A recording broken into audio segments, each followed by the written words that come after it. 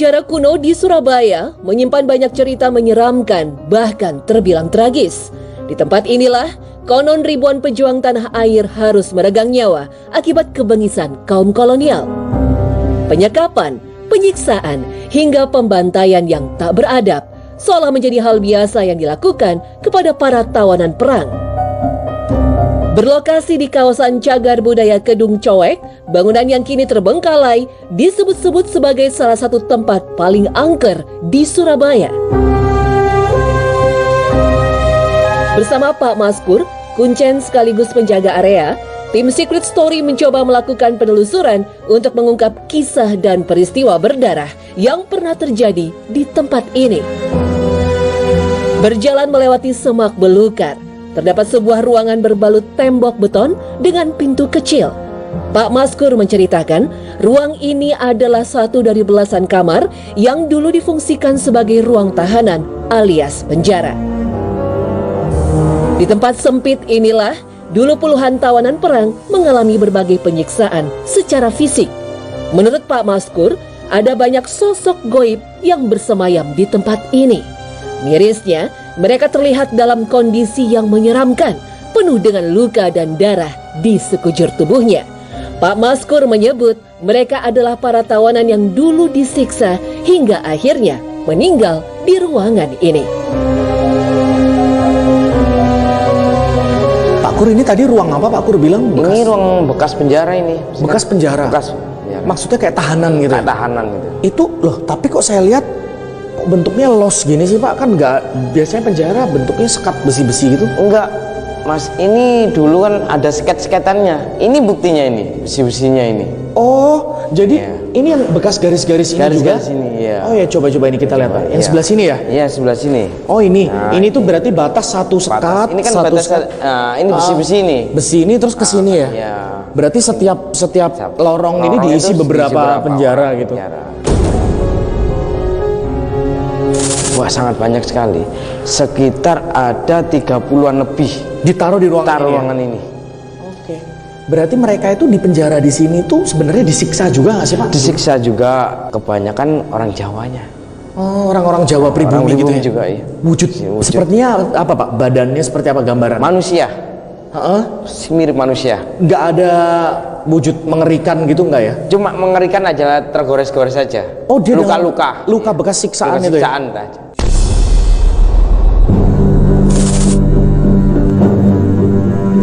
Selain penampakan, seringkali terdengar suara-suara menyeramkan dari tempat ini. Pak Maskur menyebut, kedatangan kami tampak diawasi oleh sesosok makhluk astral dengan rupa yang menyeramkan. Sosok inilah yang disinyalir sebagai jin penguasa bangunan kosong ini. Pintu-pintu yang tadi kita lewatin itu dulunya tuh teralis besi-besi gitu ya Pak ya? Ya, untuk benar. tutup. Dia paling sering di sini tuh merintih. Merintih? Iya. Merintih, nangis, takut. Nangis ya. Di sini. Sering Pak kedengar suaranya? Sering kedengaran di sini.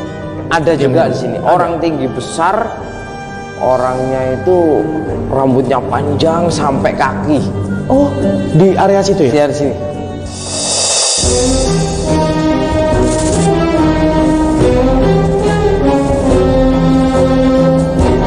Belum hilang rasa tegang, Pak Maskur menunjuk sebuah ruangan yang disebut sebagai tempat eksekusi pembantaian. Konon di kamar kecil inilah para tentara Belanda dan Jepang melampiaskan kekejamannya.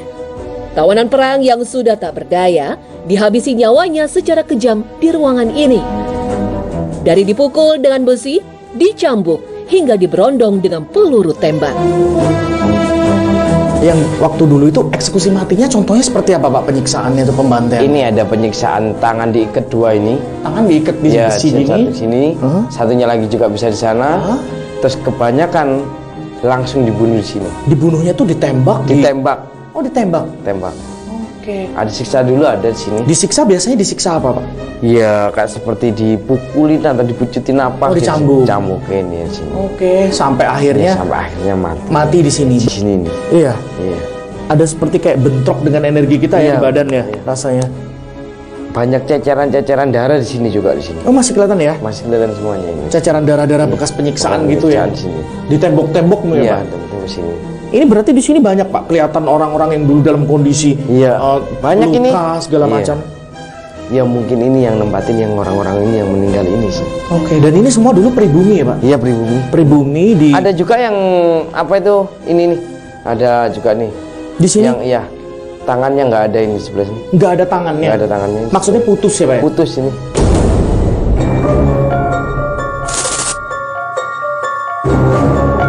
Tiba-tiba saja, raut wajah Pak Maskur berubah seperti ketakutan.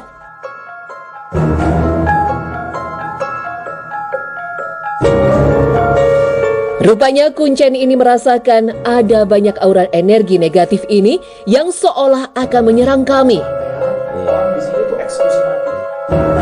Kawanan makhluk astral masih mengikuti kami hingga berakhir di sebuah pohon tua tepat di depan ruang pembantaian. Ini Bapak lihat apa Pak? Ini kalau namanya saya lihat di sini, ini rumah paling besar di sini. Dia Paling besar bentuknya wujud rumah gitu ya? Ya bentuknya rumah, tapi paling besar seperti pabrik gitu. Oh. Sini. Banyak penghuninya di sini. Yang tertua-tertua ada di sini semuanya. Oke, berarti semacam kayak istana gaib lah ya? Iya. Yang apa namanya untuk berkumpul semua Nah, makhluk-makhluk gaib di Dari sini. dari sana itu semuanya ngumpulnya ada di sini. Yang Bapak lihat ada apa Pak? Penghuninya apa aja yang paling Penghuninya, menonjol gitu Pak? Wah, paling menonjol di sini orang tinggi besar ini. Hah? Bisa melebihi kalau dilihat dengan kasat mata ya, bisa lebih dari pohon ini. Cuma kelihatan ini ada satu yang menengok kita sekarang ya. Ya. Ini di sini ya. Tapi sebelah sana ya, Ya, itu ada noni dua pakai baju kemanten. baju manten. Iya. Di situ. Tapi wajah noni Belanda. Gitu. Wajah noni Belanda sekarang ini. Mungkin baju kebaya gitu kali ya? Baju manten kebaya. Enggak, baju manten itu. Oh, bener-bener baju manten? ya. Putih. Tapi face-nya atau wajahnya noni Belanda ya? Noni Belanda. Dia cuma ngelihat aja Lihat ya? kita semuanya.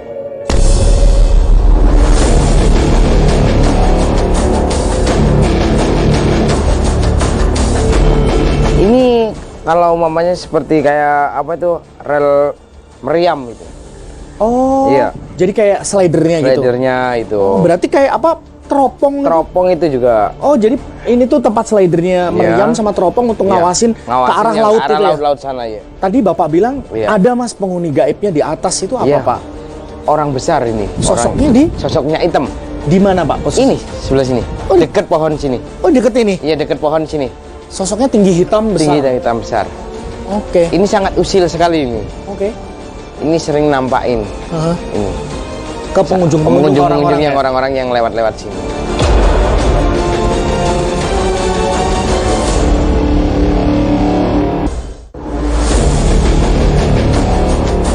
Pak Maskur lantas mengajak kami ke bangunan paling tinggi di area benteng ini.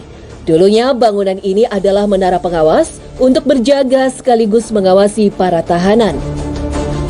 Menara yang tepat menghadap ke Selat Madura ini, kini kondisinya sudah rusak dan dipenuhi semak belukan. Pak Maskur mengatakan, banyak pengunjung yang berlari ketakutan karena melihat penampakan sosok menyeramkan di area ini. Loh, ini kan bentuknya bulat gini Iya, Pak. Kok bulat, ada bulat. kayak tengah ini tuh bagian apa ini Pak? Ini kalau mamanya seperti kayak apa itu rel meriam itu. Oh, Iya. jadi kayak slidernya gitu. Slidernya itu. Berarti kayak apa? Teropong. Gitu? Teropong itu juga. Oh, jadi ini tuh tempat slidernya meriam sama teropong untuk Iya. ngawasin ke arah yang laut ke arah gitu ya? laut sana ya. Tadi Bapak bilang Iya. ada Mas penghuni gaibnya di atas itu apa Iya. Pak? Orang besar ini. Sosoknya Sosoknya hitam. di mana Pak posisi? Ini sebelah sini. Oh, Dekat pohon sini. Oh, deket ini. Iya, dekat pohon sini. Sosoknya tinggi hitam besar. Tinggi dan hitam besar. Oke. Ini sangat usil sekali ini. Oke. Ini sering nampakin Heeh. ini. Ke pengunjung-pengunjung Pengunjung yang ya? orang-orang yang lewat-lewat sini.